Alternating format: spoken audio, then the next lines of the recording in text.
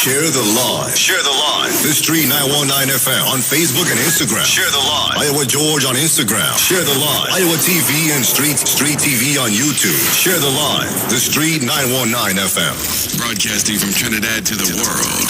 The Street 919FM.com. News from the Street 919FM.com. Here's what's happening.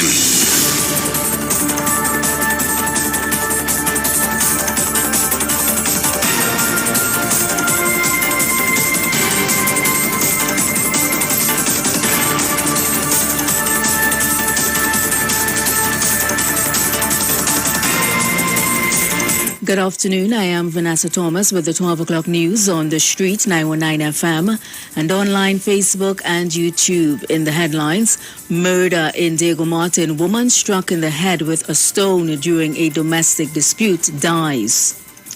Several CPAP workers in Tobago are sent home. Former Petrotrin workers to receive residential lots. Regionally, St. Kitts Prime Minister dissolves Parliament, fires several top officials. And internationally, global climate crisis brings famine to Africa. 15 million people already on the verge of starvation.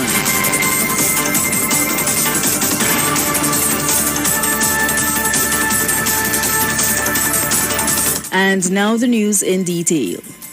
Police officers are presently on the scene of a homicide at Andrew Trace in Blue Basin, Diego Martin. Reports say 52-year-old Marva Sutherland got into an argument with a male relative when the relative threw a stone and struck Sutherland in the head. Sutherland is the third female to be killed for this week. It was only yesterday 24-year-old Krishana Mohammed was chopped and killed at her Lebre village Guayari home. The mother of three was killed by her 40-year-old common-law husband during a domestic dispute. That incident occurred around 11 a.m. The suspect later confessed to the crime. Several CPAP workers in Tobago have been sent home. This was revealed at Wednesday's post-executive media briefing by Secretary for Community Development Terence Baines. Baines said based on an assessment, there was a need for restructuring to meet the initial need of the CPAP program. The original structure had 38 officers, and we have kind of sized that down a little bit to 24.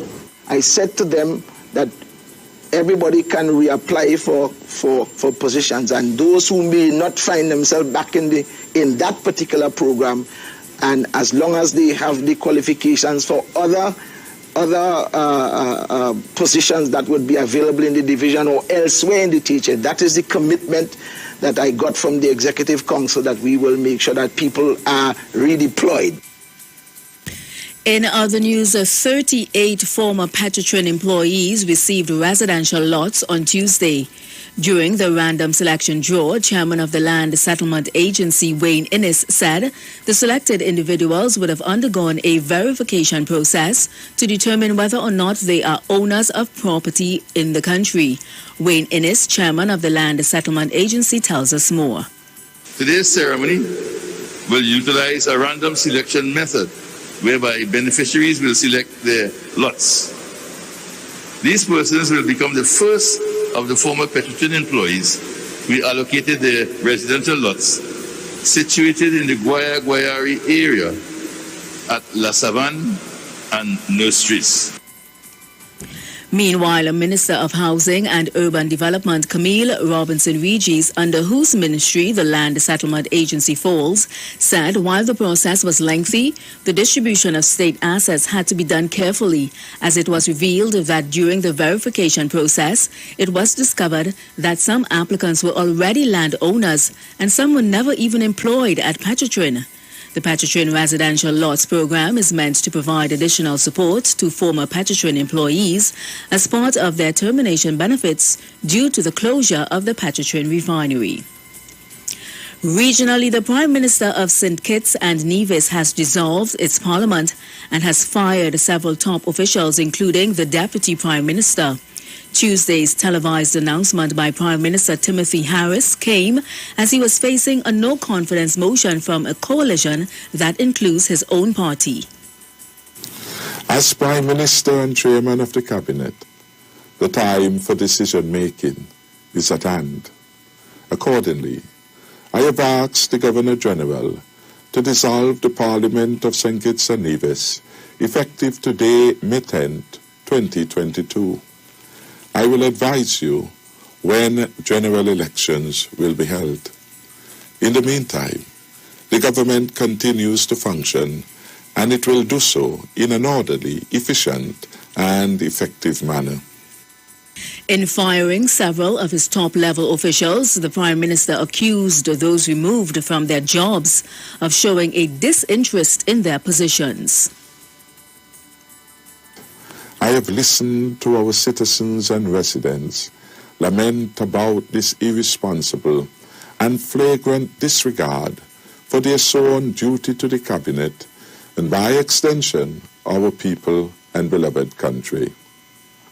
You, the good people of this federation, will promise, and you deserve better performance by all ministers on the government's payroll.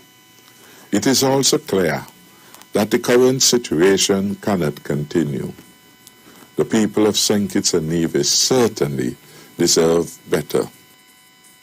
It was only on Monday Prime Minister Harris announced a 10% salary increase for public sector workers, benefiting more than 9,000 workers in the Twin Island Federation. Internationally, a new report by a non-profit group called Save the Children has revealed that nearly 15 million people across Kenya, Ethiopia and Somalia are already on the verge of starvation. Half of them are children. If rain fails in the coming weeks, this figure will rise. We have more in this ABC News report.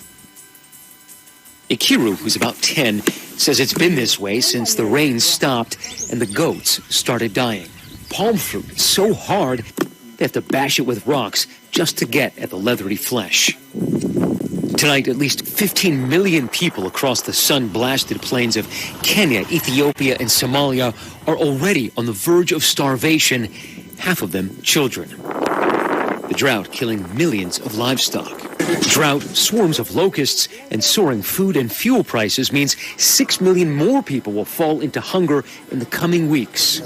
All while aid to the region has plummeted by 95%. And finally, for a quick look at the weather, Trinidad and Tobago will be predominantly sunny and breezy, apart from a few brief showers. Tonight will be fair, with occasional light showers expected after midnight. Seas moderate, waves 1.5 meters to 2 meters in open waters, less than 1 meter in sheltered areas. Forecast maximum temperature 32 degrees in both Trinidad and Tobago. Current temperature is 30 degrees. And that was the 12 o'clock news on the street, 919 FM, and online, Facebook and YouTube. Recapping the headlines: murder in Diego Martin, woman struck in the head with a stone during a domestic dispute dies. Several CPAP workers in Tobago are sent home. Former Petrotrin workers to receive residential lots. Regionally, St. Kitts Prime Minister dissolves Parliament, fires several top officials. And internationally, global climate crisis brings famine to Africa. 15 million people already on the verge of starvation. Do enjoy your afternoon and continue to be safe. I am Vanessa Thomas.